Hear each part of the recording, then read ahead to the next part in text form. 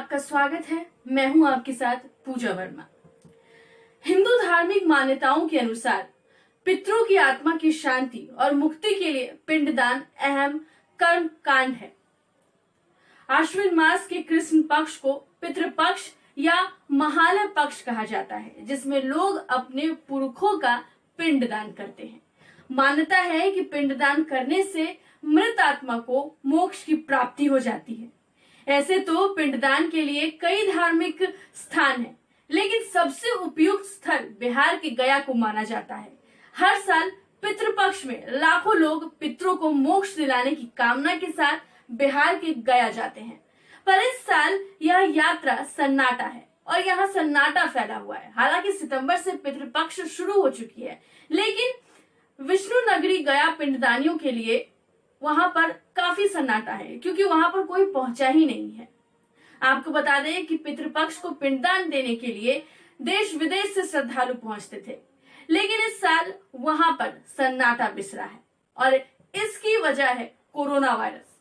Corona virus ने पूरे देश की विधि व्यवस्था को उथल पुथल कर रखा है।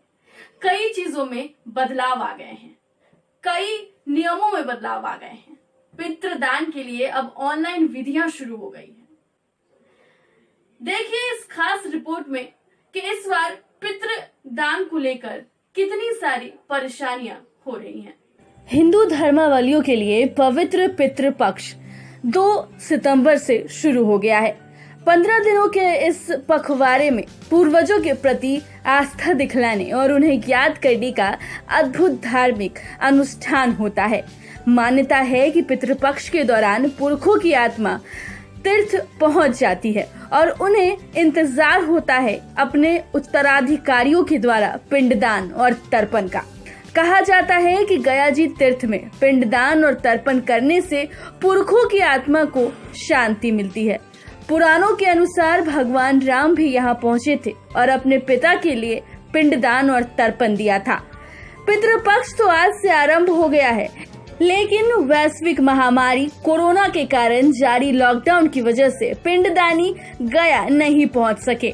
आपको बता दें कि तीर्थ क्षेत्र में वीरानी का साम्राज्य कायम है। फाल्गु तट पर नदी में इक्के दिक्के लोग दिख रहे हैं, वह भी आसपास के लोग जो पिंडदान नहीं बल्कि फागु जल का तर्पण करने वहां पहुंचे हो। ऐतिहासिक विष्णुपद मंदिर का पट बंद है और 1-2 लोग भी आ रहे हैं, और जो आ भी रहे हैं वो बंद दरवाजों पर ही पूजा कर रहे हैं।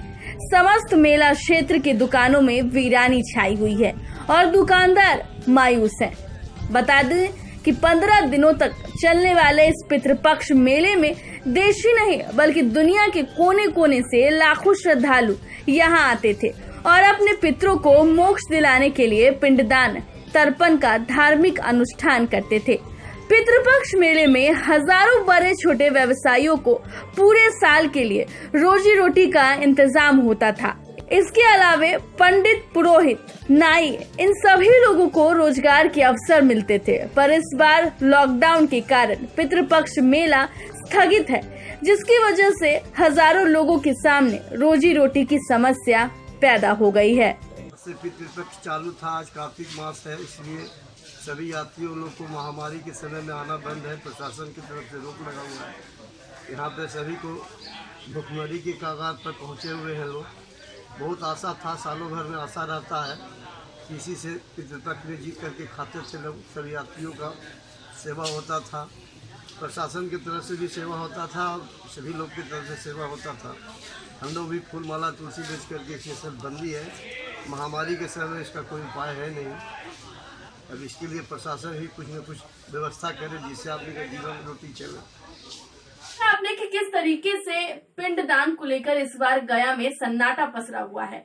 कोरोना संक्रमण की वजह से कई सावधानियां बरती गई हैं, जिसको लेकर के लगातार सुरक्षा के इंतजामात हैं और उसी के मद्देनजर इस बार सभी लोगों को गया आने से मना कर दिया गया है। फिलहाल इतना ही। ऐसे ही तमाम खबरों के लिए स्ट्रीट बज़ के YouTube चैनल को सब्सक्राइब कर लें और बेल आइकन दबाना ना भूलें। नमस्कार।